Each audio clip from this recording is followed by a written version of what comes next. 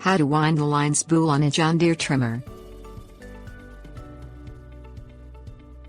John Deere has a reputation for building quality equipment that lasts a long time, and their string trimmers are no exception.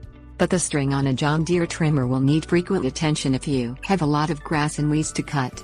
Keep the trimmer head away from wire fences if you want to get the maximum life out of your string, and carry extra line with you if you're working a long way from your garage or a tool shed. To wind fresh nylon trimmer string onto the line spool of a John Deere trimmer, you won't need any tools other than your hands. Things you will need: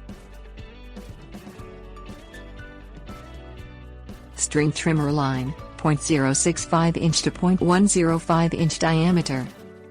Screw off the retaining knob at the end of the bump head by hand. Lift the empty spool out of the head. Remove any remaining bits of old line from the spool.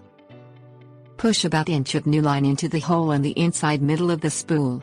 Wind the line onto the spool, going in the direction indicated by the arrow on the side of the spool. The windings should be snug, but not as tight as you can pull them. Cut the line when the spool is full, holding the line end with your hand so it will not unwind.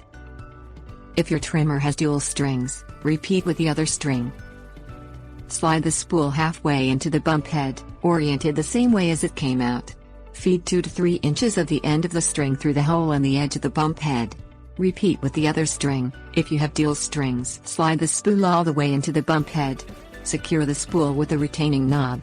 Pull the ends of the string out of the holes to remove any slack, and get back to work.